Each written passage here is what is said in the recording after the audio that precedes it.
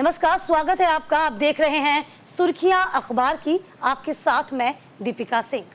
नमस्कार, आपके साथ मैं हूं चारुल शर्मा। सुर्खियां अखबार की में हम आपको बताते हैं वो तमाम खबरें जिन्हें अखबारों ने अपनी हेडलाइंस बनाए हैं और उन पर चर्चा भी करते हैं। तो चलिए शुरुआत करते हैं सिलसिले की। नीट की गड़बड़ियों पर संसद में हंगामा हुआ। राष्ट्रपति के अभिभाषण पर चर्चा से दूर रहा विपक्ष और इस खबर को अमर उजाला ने प्रमुखता से छापा है। संसद के दोनों सदनों में कार्यवाही दरअसल चल रही थी और इस दौरान विपक्ष की ओर से हंगामा देखने को मिला और देखिए अमर उजाला समेत तमाम अखबारों ने इसे प्रमुखता से छापा है। देखिए, दो पेपर इस वक्त हमारे पास मौजूद हैं, एक दैनिक जागरण में भी और अमर उजाला, दोनों ही पेपरों में इस खबर को जगह दी गई है क्योंकि खबर वाकई में बहुत बड़ी है। देखिए, नीट पेपर लीक पर संसद में विपक्ष का हंगामा। और देखिए, नीट पेपर लीक पर संसद में हंगामा, अभिभाषण पर चर्चा से दूर रहा है विपक्ष। ये खबर कल की अहम खबर थी क्योंकि देखिए जिस तरह से नीट में गड़बड़ी हुई उसको लेकर विपक्ष लगातार हंगामा कर ही रहा है और ऐसे में कल जिस तरह से हमने ये देखा कि वो वक्त भी आया जब उपसभापति जहां पर बैठे थे वेल तक मल्लिकार्जुन खड़गे पहुंच गए और उन्होंने कहा कि मांग हो रही है और चर्चा भी होनी चाहिए, लेकिन इस पर उपसभापति ने नाराजगी जताई और कहा कि संसदीय इतिहास में ऐसा पहली बार हुआ है कि नेता विपक्ष जो है वो वेल तक पहुंच गए हंगामा करने के लिए। देखिए, विपक्षी दलों के सांसदों ने इस बीच जोरदार हंगामा करना भी शुरू किया और देखिए इस दौरान लोकसभा और राज्यसभा दोनों ही सदनों की कार्यवाही को बार बार स्थगित करना पड़ा। यानी कि देखा जाए समूचा विपक्ष नियम 267 के तहत चर्चा की मांग पर लगातार अड़ा हुआ था और लगातार हंगामा किया जा रहा था। तो यहाँ पर पहले ही कह दिया गया था कि जिस तरीके से राष्ट्रपति का अभिभाषण शुरू हुआ था, राष्ट्रपति ने अभिभाषण में ही कहा था कि इस पूरे मामले को लेकर सरकार बेहद सख्त है। तभी विपक्ष ने आरोप लगाना शुरू कर दिए थे कि नीट का एक ऐसा मामला है जिस पर चर्चा की जानी जरूरी है। इस बीच आपने भी देखा होगा कि राहुल गांधी ने भी बकायदा ये बात कही थी कि हम शांतिपूर्वक चर्चा करने के लिए तैयार हैं और बाद में हंगामे की स्थिति बनी है और सदन की कार्यवाही को पहले 12 बजे तक के लिए स्थगित किया गया था। वापस से कार्यवाही को शुरू किया गया, फिर वापस से हंगामे की भेंट चढ़ने लगा था सदन। बिल्कुल, देखिए सबसे अहम चीज़ ये भी देखने को मिली कि जिस दौरान ये सब चल रहा था तो ये लगातार कहा जा रहा था कि राष्ट्रपति के अभिभाषण पर, धन्यवाद प्रस्ताव पर यहाँ पर चर्चा होनी है, लेकिन विपक्ष का कहना था कि वो नीट पर जो अनियमितताएं रही हैं उस पर चर्चा करना चाहते हैं। हालांकि सरकार की ओर से ये कहा भी गया कि 22 घंटे का जो वक्त है वो मिला है और उस पर चर्चा की जा सकती है, लेकिन विपक्ष अपनी मांग को लेकर अड़ा रहा। हालांकि अगर हम लोकसभा अध्यक्ष की बात कर ले, ओम बिरला, उनकी ओर से ये आश्वासन दिया गया कि सरकार जरूर चर्चा करने के लिए तैयार है और मौका भी दिया जाएगा, लेकिन संसदीय परंपराओं का ध्यान रखते हुए सबसे पहले महामहिम के अभिभाषण पर, धन्यवाद प्रस्ताव पर चर्चा की जानी है। लेकिन विपक्ष ने इन तमाम मांगों को ठुकरा दिया और उनका कहना यही था कि पहले नीट पर चर्चा की जाए। चलिए आगे बढ़ जाते हैं। नेता विपक्ष राहुल गांधी का बड़ा बयान आया। कहा यह दुर्भाग्यपूर्ण है कि सरकार नीट पर चर्चा से भाग रही है। द हिंदू ने इस खबर को जगह दी। लोकसभा में नेता प्रतिपक्ष राहुल गांधी ने शुक्रवार को बड़ा आरोप लगाया। कहा कि मेडिकल प्रवेश परीक्षा नीट यूजी में कथित अनियमितताओं से जुड़े मामले पर पीएम नरेंद्र मोदी संसद में चर्चा नहीं कराना चाहते। राहुल गांधी ने कहा कि जबकि उन्हें खुद छात्रों से जुड़े इस अहम मुद्दे पर चर्चा की अगुवाई करनी चाहिए। आपको बता दें कि शुक्रवार को सदन में राहुल गांधी ने इस मुद्दे को बेबाकी से उठाया था। राष्ट्रपति के अभिभाषण से अलग इस विषय पर चर्चा की मांग की गई थी। हालांकि संसदीय कार्य मंत्री किरेन रिजिजू इस मुद्दे पर कहा कि राष्ट्रपति के अभिभाषण के बाद सबसे पहले इस पर लाए गए धन्यवाद प्रस्ताव पर चर्चा होती है और अलग से किसी विषय पर चर्चा की परंपरा नहीं है।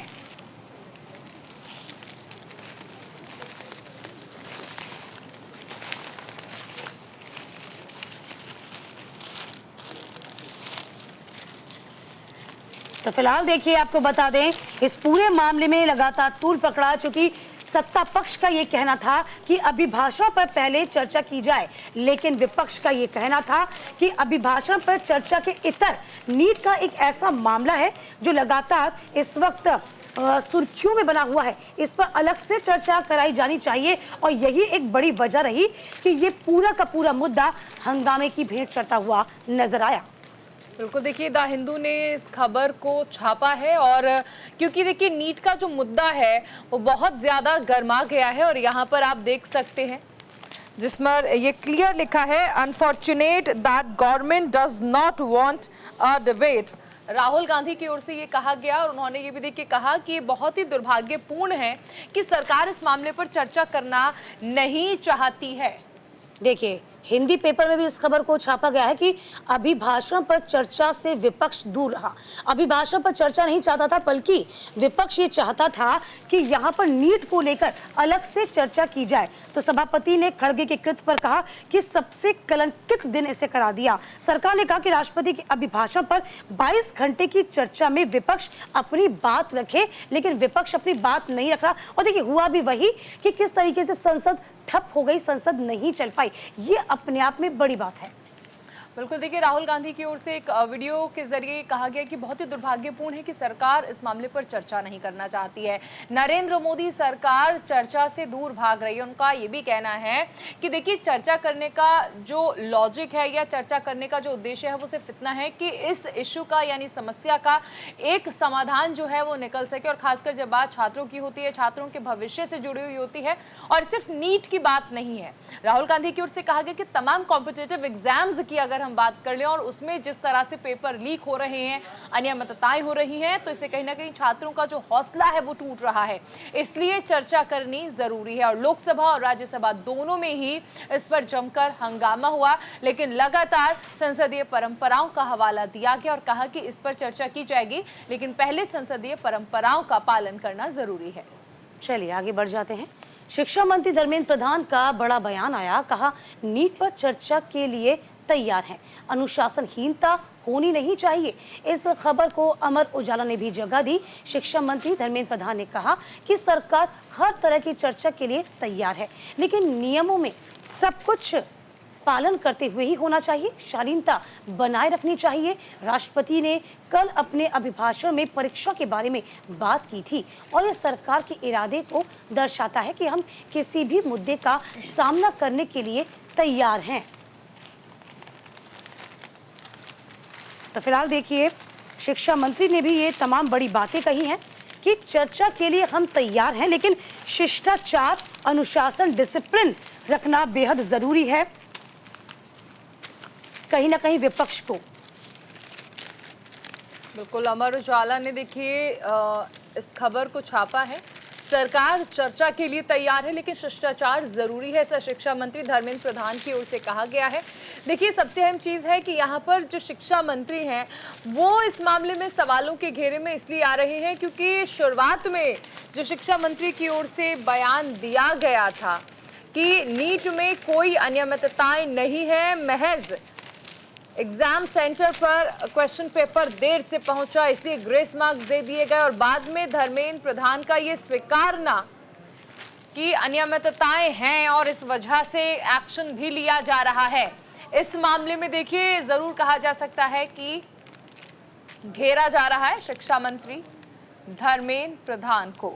देखिए नीट का मुद्दा उठा रहे राहुल का माइक बंद, विपक्ष लामबंद। इसके अलावा धर्मेंद्र प्रधान का जिक्र भी करा जा रहा है। तो धर्मेंद्र प्रधान ने भी ये कहा था कि विपक्ष चर्चा से भाग रहा है, इसीलिए हो हल्ला कर रहा है।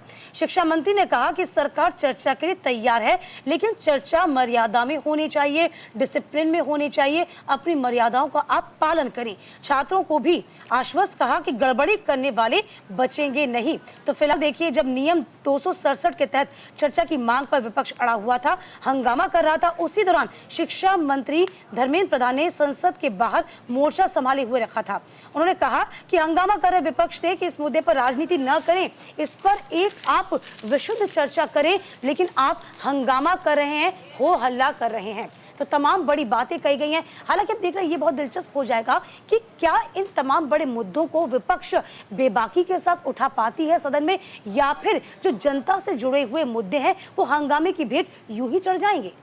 बिल्कुल, देखिए शिक्षा मंत्री की ओर से कहा गया कि नीट में या फिर कॉम्पिटिटिव एग्जाम्स में जो गड़बड़ी है इसका जिक्र राष्ट्रपति ने अभिभाषण में भी किया था, जिससे ये स्पष्ट तौर पर जाहिर होता है कि दरअसल सरकार की भी मंशा यही है कि इस मुद्दे पर चर्चा होनी चाहिए, लेकिन विपक्ष जो संसदीय परंपराओं का पालन नहीं कर रहा है तो ये वाकई दुर्भाग्यपूर्ण है। इसके साथ साथ धर्मेंद्र प्रधान की ओर से ये भी कहा गया कि शालीनता से बात रखने की जरूरत है, जो कि विपक्ष की ओर से नहीं किया जा रहा है। उन्होंने ये भी कहा कि विपक्ष छात्रों को भ्रमित कर रहा है, क्योंकि सरकार लगातार कार्रवाई करने के मूड में भी है और कार्रवाई इस मामले में की भी जा रही है। ऐसे में विपक्ष की ये जिम्मेदारी है कि वो छात्रों को भ्रमित ना करे। चलिए चलो आगे बढ़ जाते हैं। बिल्कुल, दिल्ली में रिकॉर्ड बारिश से आवागमन ठप हो गया है। हवाई अड्डे की छत गिरने से अफरा तफरी मच गई। दैनिक भास्कर समेत तमाम अखबारों ने इस खबर को प्रमुखता से छापा है। कल एयरपोर्ट पर जिस तरह से हादसा हुआ था, दिल्ली में इंदिरा गांधी अंतर्राष्ट्रीय हवाई अड्डे के टर्मिनल 1 की छत का एक हिस्सा ढह जाने से एक व्यक्ति की मौत हो गई और 6 लोग इस दौरान घायल हो गए थे। इसके अलावा दक्षिण पश्चिम दिल्ली के वसंत विहार इलाके में एक निर्माणाधीन दीवार के गिर जाने के बाद 3 मजदूरों के उसके नीचे दबे होने की आशंका है। सड़कों पर जल भराव के कारण वाहन जलमग्न हो गए और यातायात बाधित हो गया। देखिए बड़ी बात यह है कि दिल्ली में 9 इंच की जैसे ही बारिश हो गई 88 साल का रिकॉर्ड ही टूट गया। तस्वीर जरा आप देखिए, टर्मिनल 1 की तस्वीरें हैं, किस तरीके से ये छज्जा गिरा, इसमें एक की मौत हो गई थी। तो फिलहाल आपको बता दें, एयरपोर्ट पर टर्मिनल 1 की पार्किंग की छत गिरी, कई कारें दब गई। कुल मिलाकर देखा जाए 5 की मौत, जो कि अब अपडेट हो गया है कि 5 की मौत हुई है।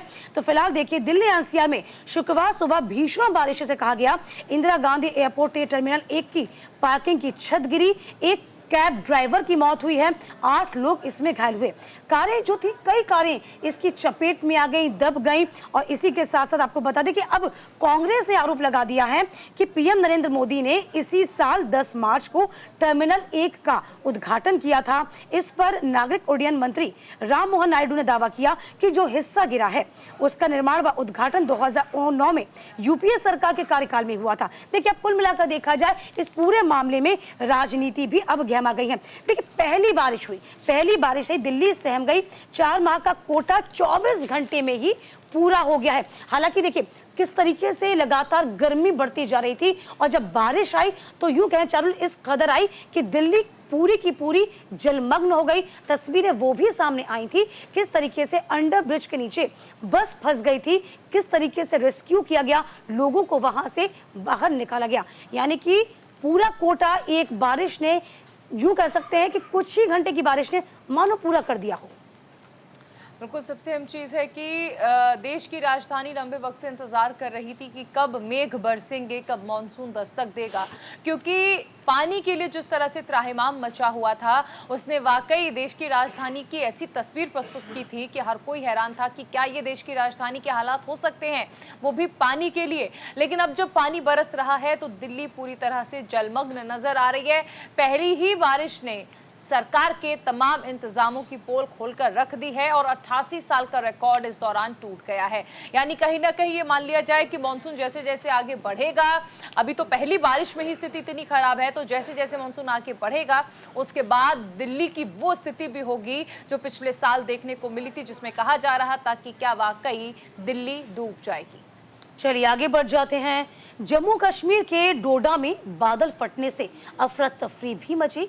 आपको बता दें कि लगातार बारिश हो रही है। अमर उजाला ने भी इस खबर को जगह दी है। बिल्कुल, हिमाचल में भारी बारिश हुई है। जम्मू संभाग के डोडा में बादल फटने से बाढ़ आ गई। इस कारण पानी से हाईवे और घरों की मिट्टी बह गई और भूस्खलन जैसी स्थिति पैदा हो गई। और यही कारण है कि मार्ग पर घंटों ट्रैफिक बाधित रहा। गनीमत रही कि इस आपदा से किसी के चोटिल होने की कोई खबर नहीं है। ये घटना करीब 3 बजे घटी। तो डोडा में बादल फट गया, हिमाचल में भूस्खलन हो गया, घरों में मलबा घुस गया, वाहन दब गए। स्थिति ये है कि देखिए, आप समझ सकते हैं कि जब देश की राजधानी दिल्ली की स्थिति ऐसी है तो पहाड़ों पर तो आलम और भी ज्यादा बुरा है। डोडा में बादल फटने से तबाही आ गई, बाढ़ जैसी स्थिति बन गई और उसके बाद जो मलबा था वो लोगों के घरों में जा घुसा, जिसकी वजह से लोगों को तमाम समस्याओं का सामना करना पड़ रहा है। लेकिन इससे अछूता और भी राज्य नहीं रहे हैं, क्योंकि हिमाचल में भी हमने देखा कि भूस्खलन की तस्वीरें सामने आ रही हैं। वहां पर भी बारिश जो है वो कई सारी मुसीबतें लेकर आ रही है। देखिए, तस्वीरें बहुत कुछ बयां करती हैं। ये तस्वीरें ज़रा आप देखिए, तस्वीरों के ज़रिए आप कुछ हद तक अनुमान लगा पाएंगे कि स्थिति इस वक्त क्या हो रही है। जब मेघ बरसते हैं तो इतने बरसते हैं कि राज्यों की स्थितियां खराब हो जाती हैं। सड़कों पर सिर्फ और सिर्फ पानी पानी नजर आता है। एक क्षेत्र का दूसरे क्षेत्र से संपर्क कट जाता है। तो फिलहाल देखिए, डोडा की हम तस्वीर आपको दिखा रहे हैं। हिमाचल में भूस्खलन हुआ, घरों में मलबा घुसा, वाहन दब गए हैं। तो आप यदि तस्वीरों को देख पाएंगे तो देखिए, यहाँ पर बड़े बड़े जो ट्रैक्टर हैं वो यहाँ फंसे हुए हैं। आपको लग रहा होगा ईंट पत्थर, नहीं, ईंट पत्थरों के साथ साथ वो ट्रैक्टर, देखिए ट्रैक्टर है, ये ट्रैक्टर है जो फंसा हुआ, ट्रक है जो फंसा हुआ है। इनको निकालने की, इनको रेस्क्यू करने की जद्दोजहद जारी है। ये तस्वीर जो है वो हिमाचल के शिमला की है। तो हिमाचल के शिमला में भारी बारिश हुई, भूस्खलन के बाद मलबे में कई वाहन दब गए हैं। तो फिलहाल देखिए, ना सिर्फ डोडा की स्थिति ऐसी है, हिमाचल की स्थिति ऐसी, बल्कि आपको इसके आगे हम बढ़ के बताते हैं। बिहार में भी भारी बारिश के बाद एक पुल ढह गया था। 10 दिन में ये 5वां हादसा हुआ। देखिए, 5वीं घटना है एक सप्ताह के भीतर। तो ताज़ा घटना प्रदेश के उत्तरी छोर पर नेपाल की सीमा सटे मधुबनी में हुई। यहाँ पर भी 75 मीटर लंबे पुल का जो निर्माण किया जा रहा था वह भी ढह गया। कई राज्यों में मॉनसून जो है अब वो रफ्तार पकड़ रहा है। देखिए, आपको बता दें वो कौन कौन से ऐसे राज्य हैं जिसमें मॉनसून रफ्तार पकड़ रहा है। तो राजस्थान हुआ, पश्चिमी राजस्थान के कुछ हिस्से हो गए, पूर्वी राजस्थान के शेष हिस्से, हरियाणा के कुछ हिस्से, पश्चिमी उत्तर प्रदेश के कुछ इलाके, मध्य प्रदेश के शेष भाग, छत्तीसगढ़, पश्चिम बंगाल, झारखंड, बिहार, उत्तर प्रदेश के कुछ भाग। और इसी के साथ साथ उत्तरी सीमा की बात करते हैं तो जैसलमेर, चूरू, भिवानी, दिल्ली, अलीगढ़, कानपुर, गाजीपुर, गोंडा, खीरी, मुरादाबाद, ऊना, पठानकोट और जम्मू से होकर ये मॉनसून जो है वो आगे बढ़ता जा रहा है। तो देखिए, 24 घंटे के दौरान दिल्ली, एनसीआर समेत कई राज्यों में भारी बारिश की चेतावनी जाहिर की गई है। बिल्कुल, चलिए आगे बढ़ते हैं। 6 महीने बाद जेल से बाहर आए हैं हेमंत सोरेन, हाईकोर्ट से जमानत मिल गई है। दैनिक जागरण ने इस खबर को प्रमुखता से छापा है। झारखंड के पूर्व सीएम हेमंत सोरेन को जमीन घोटाले से जुड़े मामले में बड़ी राहत मिली है। राज्य के हाईकोर्ट ने उन्हें जमानत मिलने के बाद शुक्रवार को उनकी रिहाई भी हो गई। देखिए, शाम 4 बजे जेल से बाहर आ गए झारखंड के पूर्व सीएम हेमंत सोरेन की 5 महीने के बाद ये जेल से रिहाई हुई है। हेमंत सोरेन की जमानत याचिका पर झारखंड हाईकोर्ट ने फैसला सुनाया था। आपको बता दें, 13 जून को सुनवाई के दौरान प्रवर्तन निदेशालय, ईडी और बचाव पक्ष की ओर से बहस पूरी होने के बाद फैसले को सुरक्षित रख लिया गया था। देखिए, ये आप खबर देख सकते हैं। 6 महीने बाद जेल से बाहर आए सोरेन, हाईकोर्ट से जमानत हेमंत सोरेन को मिल चुकी है। सबसे अहम चीज अगर इसमें देखें तो जैसे ही हेमंत सोरेन बाहर आए, हेमंत सोरेन की ओर से ये कहा गया कि मुझे सिर्फ और सिर्फ सरकार के खिलाफ आवाज उठाने की सजा दी गई। और अगर इस पूरे मामले में हाईकोर्ट की टिप्पणियों पर गौर करें तो हाईकोर्ट ने ये स्पष्ट तौर पर कहा कि दरअसल ईडी ये साबित नहीं कर पाई कि आखिर कैसे पूर्व सीएम हेमंत सोरेन जमीन घोटाले से जुड़े इस मामले में संलिप्त थे। हाईकोर्ट ने यह भी कहा कि प्रत्यक्ष या अप्रत्यक्ष तौर पर हेमंत सोरेन के खिलाफ कोई सबूत नहीं मिला है जिसे ईडी ये कह रही थी कि दोषी है। हेमंत सोरेन जो कि झारखंड के पूर्व सीएम हैं, जिन पर तमाम आरोप लगाए गए थे ईडी की ओर से, लेकिन ईडी एक भी सबूत साबित नहीं कर पाई, एक भी सबूत प्रस्तुत नहीं कर पाई। और जिसके बाद हेमंत सोरेन जब बाहर आए तो उन्होंने कहा कि मुझे सजा दी गई, मुझे जानबूझकर फंसाया गया, सरकार के खिलाफ आवाज उठाने की वजह से मुझे जेल में डाला गया। देखिए, बड़ी बात ये भी है कि किस तरीके से जब ये पूरा मामला तूल पकड़ रहा था, हेमंत सोरेन को अपनी कुर्सी भी छोड़नी पड़ी थी। जब ईडी ने उन्हें गिरफ्तार किया गया था, उन्होंने अपना इस्तीफा सौंपा था राज्यपाल को, उसके बाद उनको गिरफ्तार किया गया था। हालांकि ये पूरा मामला किस तरीके से सामने आ रहा था और इसी को लेकर लगा रहा था कि हेमंत सोरेन, चूँकि लगातार जमानत को लेकर गुहार लगाई गई थी, कहा गया था कि देखिए, लोकसभा चुनाव भी नज़दीक है, मुझको प्रचार प्रसार करने दिया जाए, लेकिन उस वक्त भी उनकी बात को नहीं सुना गया था। अब ये ईडी की ही विफलता कही जाएगी कि ईडी उनके खिलाफ, यानी कि ईडी के पास पर्याप्त सबूत उस वक्त मौजूद नहीं थे और जमानत फिलहाल इस वक्त हेमंत सोरेन को मिल गई है। चलिए यहाँ रुकेंगे एक छोटे से ब्रेक के लिए, फौरन लौटेंगे।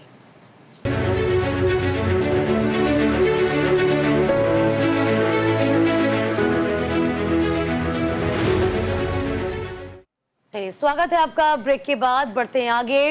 वर्ल्ड कप 2024 के फाइनल में आज भिड़ेंगे भारत और दक्षिण अफ्रीका।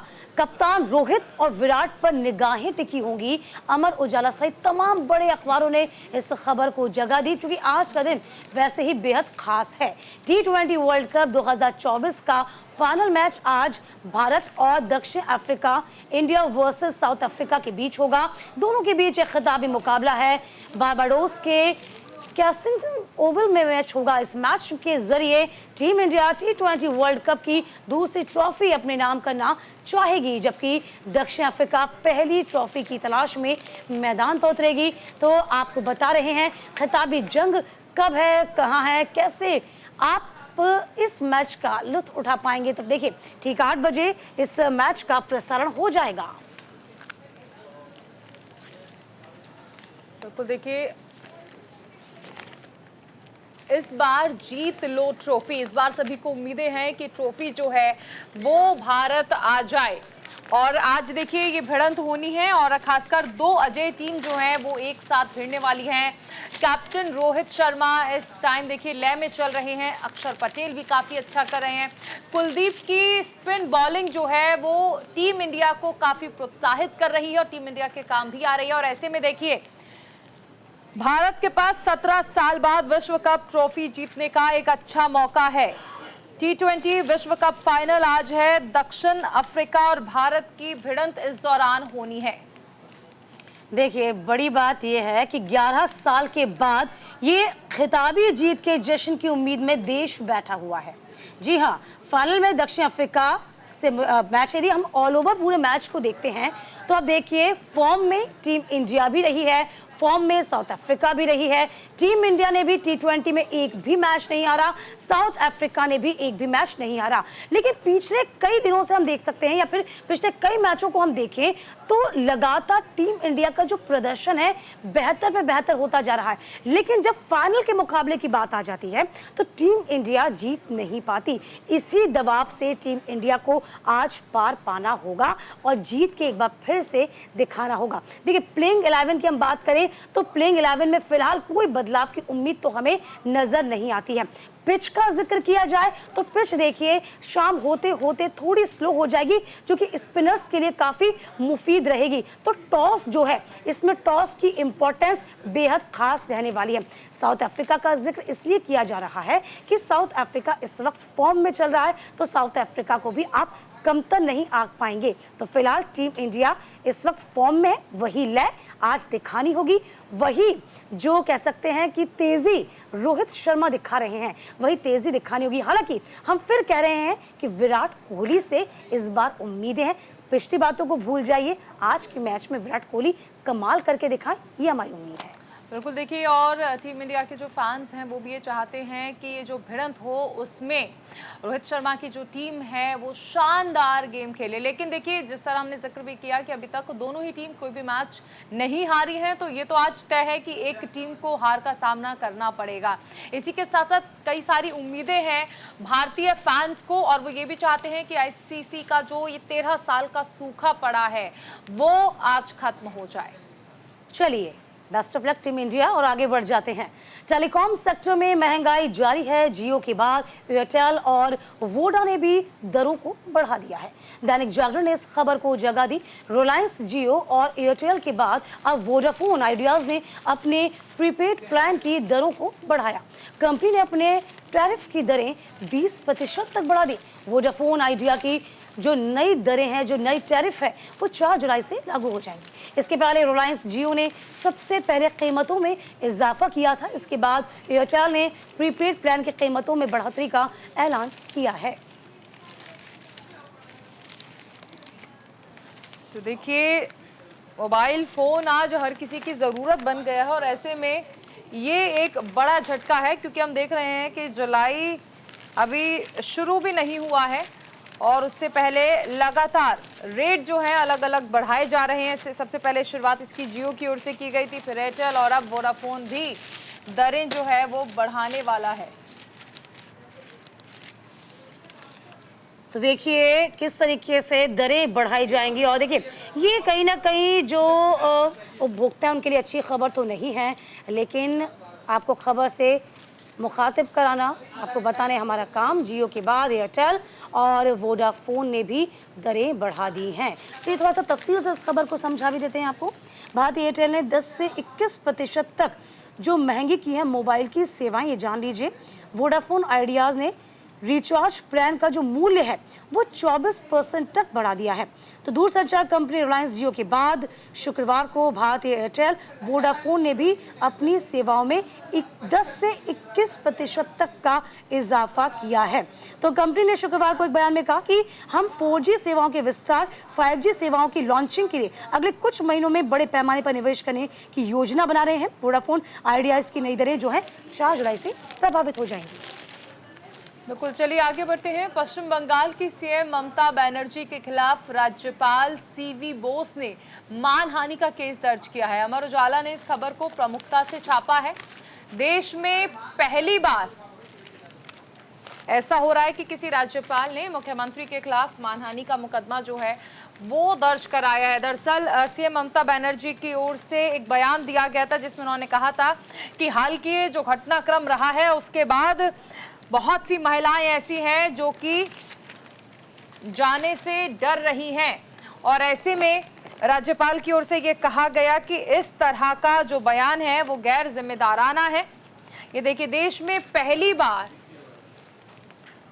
गवर्नर ने मुख्यमंत्री के खिलाफ किया है मानहानि का मुकदमा।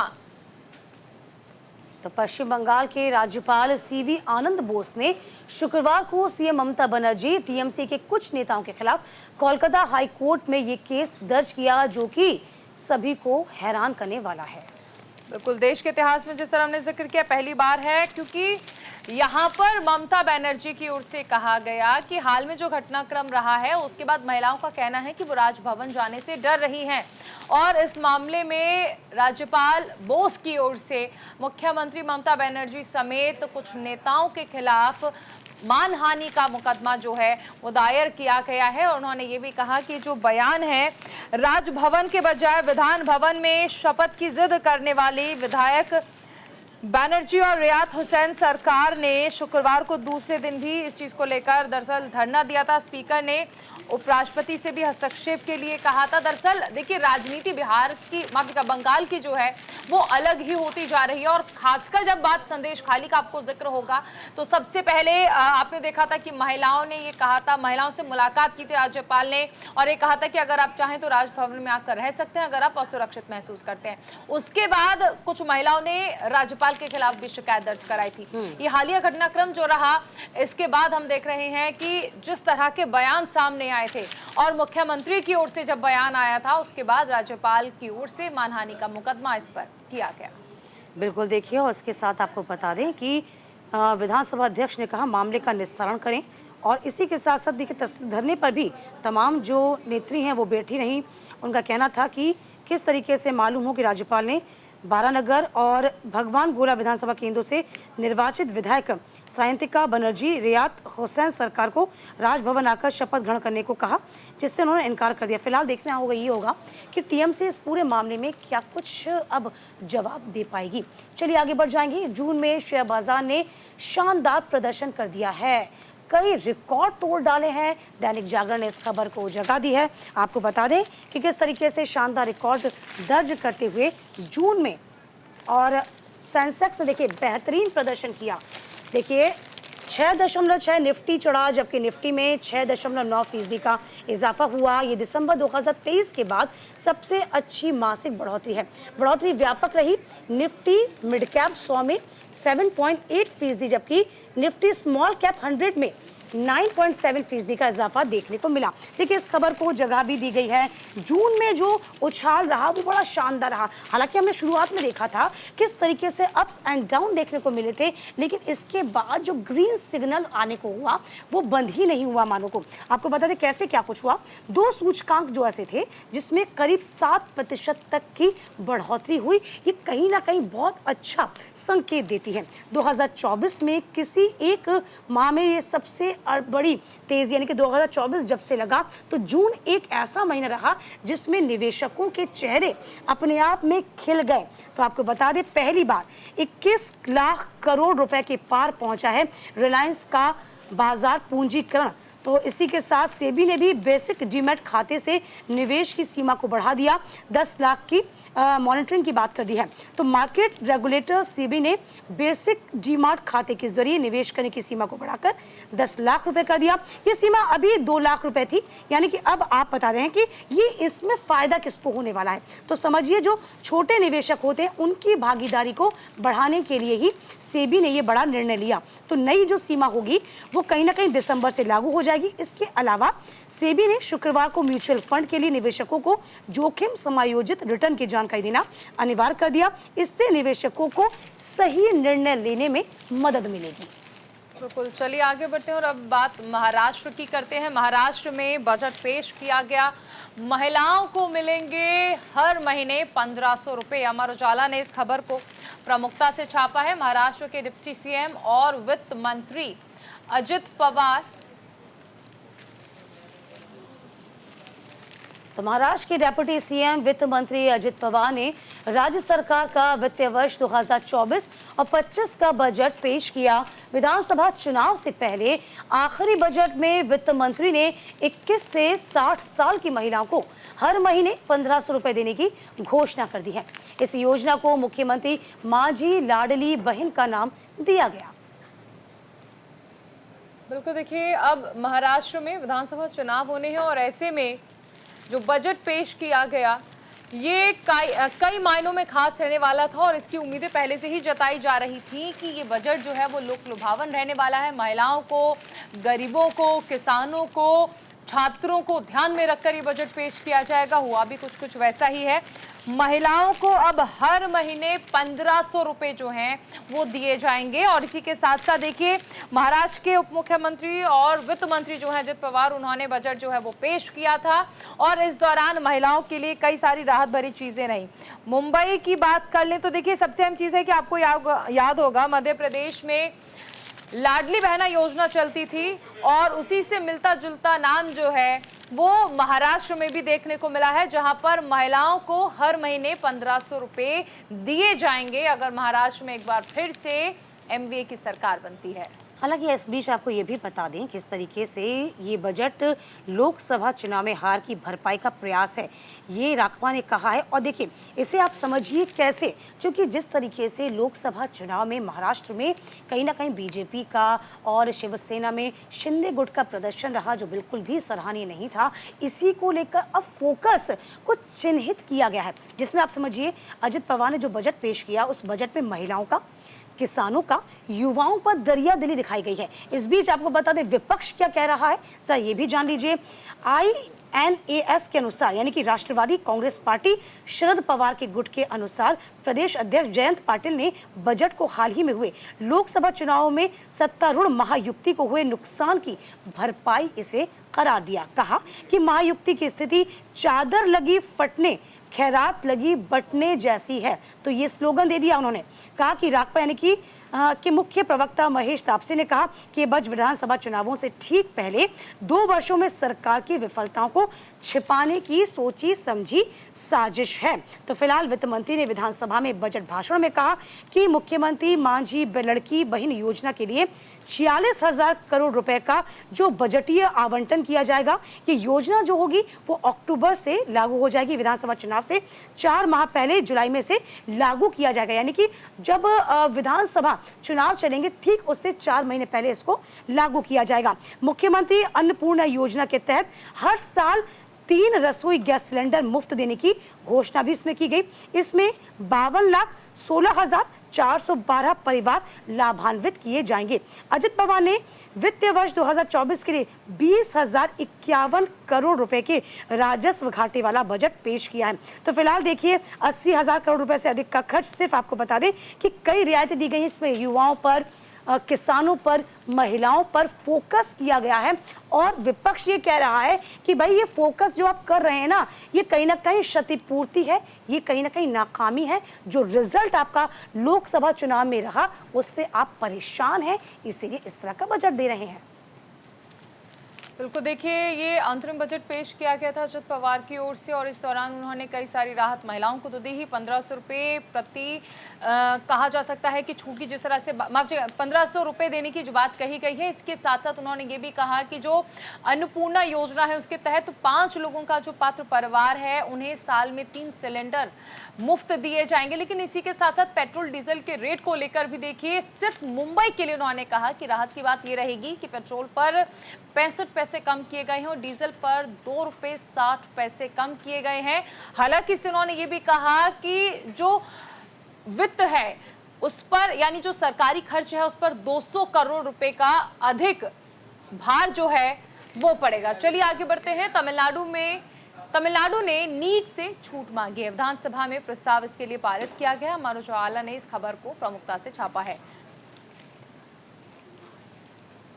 तो देखिए, राज्य विधानसभा ने सर्वसम्मति से एक प्रस्ताव पारित कर केंद्र सरकार से तमिलनाडु से नीट छूटे विधेयक को तुरंत मंजूरी देने और राष्ट्रीय स्तर पर नीट को खत्म करने के लिए राष्ट्रीय चिकित्सा आयोग अधिनियम में आवश्यक संशोधन करने का आग्रह किया है।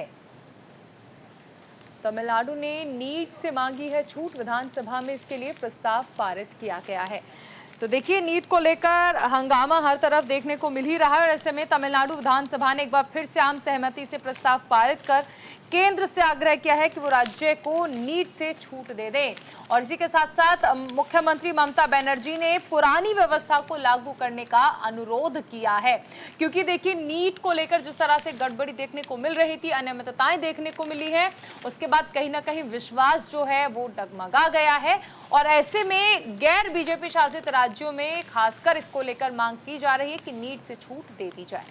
हालांकि देखिए, किसी भी चीज़ में गड़बड़ी यदि होती है, किसी भी योजना में, किसी भी एग्जाम्स में यदि गड़बड़ी होती है तो उसमें सुधार करने की ज़रूरत होती है, ना कि उसको सिरे से खारिज करने की। नीट को लेकर इस वक्त सीबीआई जांच चल रही है, सरगर्मी से तलाश की जा रही है। कई पॉलिटिशियन जो हैं इसकी चपेट में आ रही हैं। तो फिलहाल देखिए, यहाँ पर जो गैर बीजेपी शासित राज्य हैं इसका विरोध कर रहे हैं, पुरानी तमाम चीज़ों को वापस से लागू करने की बात कर रहे हैं। और सदन की यदि बात करते हैं तो विपक्ष लगातार हमलावर है ही। विपक्ष कह रहा है नीट पर आप चर्चा कराएं और हम चर्चा कराने के लिए तैयार हैं, करने के लिए तैयार हैं। फिलहाल नीट का एक ऐसा मसला है जो लगातार तूल पकड़ता जा रहा है और कहीं ना कहीं अब ये सत्ता पक्ष के लिए गले की फांस भी बनता जा रहा है। बिल्कुल, देखिए ममता बनर्जी ने प्रधानमंत्री नरेंद्र मोदी को एक पत्र लिखा और कहा कि पुरानी व्यवस्था जो है उसे लागू कर दिया जाए, जिस दौरान राज्य सरकार जो एग्जामिनेशंस होते थे वो कराती थी। लेकिन उन्होंने कहा कि अगर ऐसा नहीं किया जाता है तो कई सारी समस्याएं जो हैं वो भी हो रही हैं।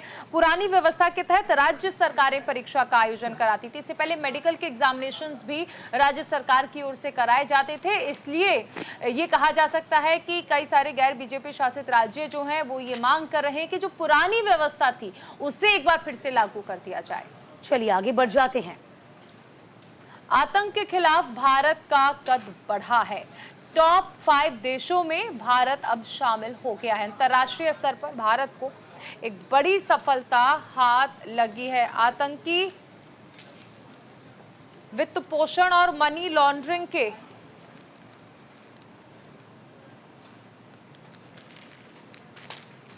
खिलाफ बेहतर काम करने के लिए वैश्विक संस्था वित्तीय कार्रवाई कार्यबल यानी FATF ने भारत को रेगुलर फॉलोअप श्रेणी में शामिल किया है। सूची में शामिल होने वाला भारत 5वां देश बन गया है। भारत के अलावा G20 समूह के 4 अन्य देश इस श्रेणी में हैं। बिल्कुल देखिए, आतंकवाद के खिलाफ भारत जिस तरह से लगातार काम करता रहा है और अंतर्राष्ट्रीय स्तर पर भी भारत ने जिस तरह से आतंकवाद के मुद्दे को उठाया है, उसके बाद कहीं ना कहीं ये कहा जा सकता है कि सफलता जरूर हासिल हुई है, क्योंकि भारत का नाम उन टॉप 5 देशों में आ गया है जिन्होंने आतंकवाद के मुद्दे को प्रमुखता से उठाया है।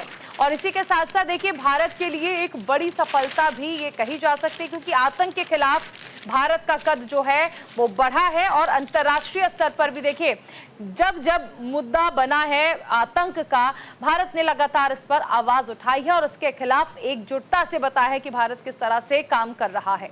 देखिए, इसकी बानगी तो तभी सामने आ गई थी जब लोकसभा चुनाव के दौरान किस तरीके से राजनाथ सिंह ने अपने पड़ोसी देश के लिए भी कह दिया था कि यदि आप आतंकवाद से ग्रस्त हैं, परेशान हैं, आप हमारी मदद चाहते हैं तो भारत हर संभव पाकिस्तान की भी मदद करेगा आतंकवाद को खत्म करने के लिए। इसके अलावा आप ये भी देखिए, रूस यूक्रेन जंग जब होती है तब भी कहीं ना कहीं भारत किस तरीके से तटस्थ हो जाता है। तो भारत का ये कहना है, हमेशा आतंकवाद को लेकर भारत ने यही कहा है कि हम आतंकवाद को किसी भी तरीके से बर्दाश्त नहीं करेंगे और जो भी देश इसका सपोर्ट करता है हम उसका विरोध करते हैं। और यही भारत की खूबसूरती है, भारत की पहचान है, क्योंकि भारत खुद आतंकवाद से जूझ रहा है। इसीलिए वो कह सकते हैं कि बखूबी परिचित है कि तमाम जो दूसरे देश हैं वो आतंकवाद से किस तरीके से जूझ रहे होंगे। और यही एक बड़ी वजह भी रही कि भारत की चहुं ओर अब कहीं ना कहीं तारीफ हो रही है। चलिए आगे बढ़ जाते हैं। अमेरिकन राष्ट्रपति चुनाव से पहले डोनाल्ड ट्रंप और जो बाइडेन के बीच डिबेट हुई और तीखी नोकझोंक हुई है। दैनिक भास्कर ने इस खबर को जगह दी। अमेरिका में चेसापीक पे डोनाल्ड ट्रंप की रैली ऐतिहासिक ग्रीन ब्रियर फार्म में हुई। यहाँ बड़ी संख्या में लोग पहुंचे। स्थानीय मीडिया के मुताबिक कैंपेन से 15 घंटे पहले ही लोग अपनी अपनी जगह पक्की करने लाइन में लग गए। ट्रंप चेसापीक में गॉड ब्लेस द यूएसए का नारा लगाते हुए कार्यक्रम स्थल पर पहुंचे। रैली में ट्रंप ने जमकर बाइडेन पर निशाना भी साधा है। बिल्कुल, देखिए, अमेरिका की ये परंपरा भी है कि वहाँ पर चुनाव से पहले जो नेता होते हैं उनके बीच डिबेट कराई जाती है। और इस डिबेट में हमने देखा कि ट्रंप ने बाइडेन को, तो आपको बता रहे हैं कि किस तरीके से यहाँ पर पलटवार कर बाइडेन ने लूजर तक कह दिया। देखिए, बड़ी खबर है ये, बड़ी जानकारी। और ये जो आप तस्वीरों में बॉडी लैंग्वेज देख पा रहे होंगे, इस बॉडी लैंग्वेज से आप बहुत चीजें समझ पाएंगे कि आखिरकार अमेरिका में राष्ट्रपति चुनाव से पहले डोनाल्ड ट्रंप और बाइडेन के बीच जो डिबेट हुई वो कितनी ही दिलचस्प रही होगी। हालांकि ये डिबेट नोकझोंक में भी बदल गई। तो अमेरिका के चेसापीक में डोनाल्ड ट्रंप की रैली ऐतिहासिक ग्रीन ब्रियर फार्म तक पहुंची थी। तो यहाँ बड़ी संख्या में लोग पहुंचे थे। स्थानीय मीडिया ने भी बताया कि कैंपेन से 15 घंटे पहले लोग अपनी जगह पक्की करने लाइन में लग गए थे। क्योंकि देखिए, ये परंपरा अमेरिका की रही है और जो कह सकते हैं इस तरह की जो बहस होती है चुनाव से पहले वो अपने आप में बहुत खास हो जाती है। तो ट्रंप चेसापीक में गॉड ब्लेस द यूएसए का नारा लगाते हुए कार्यक्रम स्थल पर पहुंचे थे। रैली में ट्रंप ने जमकर बाइडेन पर निशाना साधा था। बिल्कुल, और इसी के साथ हमारे इस खास पेशकश सुर्खियां अखबार की में फिलहाल इतना ही। देश और दुनिया से जुड़ी तमाम ताज़ा खबरों को जानने के लिए आप बने रहिए न्यूज़ इंडिया के साथ। नमस्कार।